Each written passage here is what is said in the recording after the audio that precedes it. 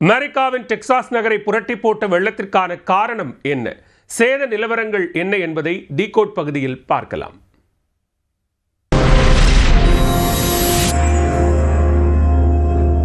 Decode the world unfiltered.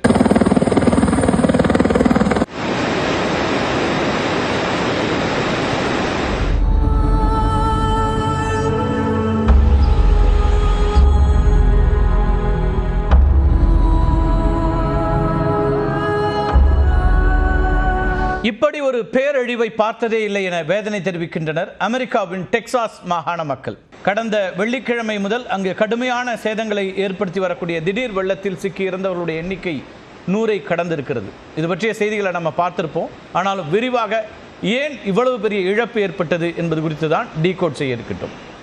மழை தொடரும் அப்படின்னு வானிலை மையம் கணித்திருக்கிறதுனால மக்கள் இன்னமும் பீதியில் உறைந்திருக்கிறார்கள். டெக்சாஸ் மழை ஏன் இத்தனை பெரிய பேரழிவுக்கு வழிவகுத்தது அப்படிங்கிற கேள்வி உங்களுக்கு எழலாம். கொந்தளிப்பான வானிலை, அசாதாரணமான ஈரப்பதம், டெக்சன் நிலப்பரப்பு அப்படின்னு பல காரணிகளும் இந்த பேரழிவுக்கு காரணமாக அமைந்திருக்கிறது. டெக்சாஸ் பரந்த மற்றும் மாறுபட்ட நிலப்பரப்புகளை கொண்ட ஒரு மிகப்பெரிய மாகாணம். இந்த மாகாணத்தினுடைய மத்திய பகுதியில் இருக்கக்கூடிய டெக்சஸ் ஹில் கண்ட்ரி வறண்ட அழுக்கு நிறைந்த பகுதிகள் காரணமாக இயற்கையாகவே திடீர் வெள்ளப்பெருக்குக்கு ஆளாகக்கூடிய ஒரு பகுதி.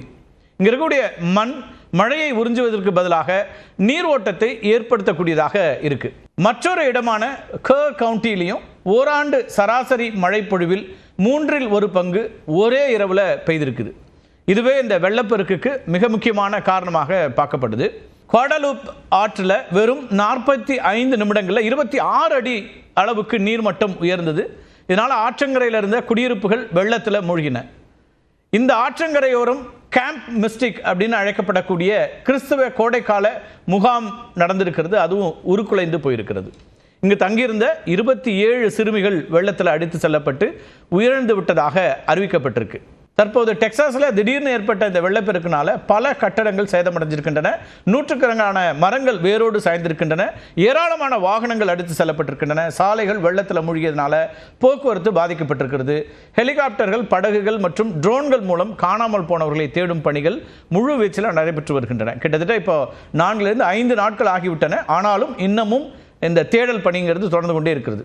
கடந்த கால வரலாறுகள் அப்படின்னு பார்த்தோம்னா 1900 இந்த ஆண்டை மறக்க முடியாது. அந்த ஆண்டில் ஏற்பட்ட த கிரேட் கால்வெஸ்டன் சூறாவளி, இது அமெரிக்க வரலாற்றிலேயே மிக மோசமான சூறாவளியாக கருதப்படக்கூடிய ஒன்று.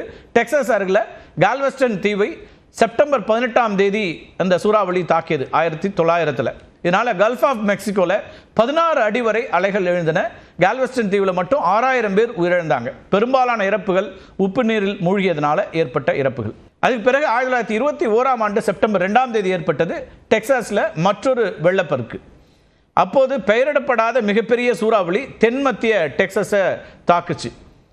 இது பெல், மிலாம், வில்லியம்சன், டிராவிஸ் உள்ளிட்ட மாவட்டங்களை கடுமையாக பாதித்த ஒரு சூறாவளியாக இருந்தது. திரால் அப்படிங்கிற பகுதியில் 24 மணி நேரத்தில் 102 சென்டிமீட்டர் மழை பொழிஞ்சுது. இந்த எதிர்மறை சாதனை நீண்ட காலமாக முறியடிக்கப்படாமல் இருந்துச்சு. குறைந்தபட்சம் 224 பேர் அந்த சூறாவளியில் பலியாகினாங்க.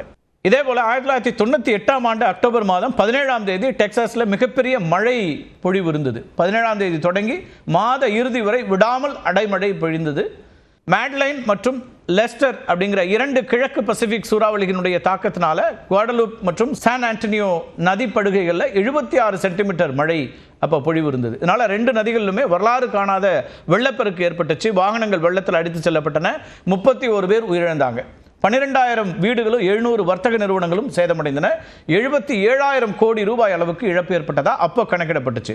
2015 டெக்சாஸ் மாகாணத்தில் 2 முறை திடீர் வெள்ளப்பெருக்கு ஏற்பட்டிருக்கு. மே 4 மெமோரியல் டே ஃப்ளட்ஸ், அக்டோபர் 22 பட்ரிஷியா என பெயரிடப்பட்ட சூறாவளியை தாக்குது. மெமோரியல் டே ஃப்ளட்ஸ் வரலாற்றில் இல்லாத வகையில் திடீர் வெள்ளப்பெருக்கை ஏற்படுத்துச்சு.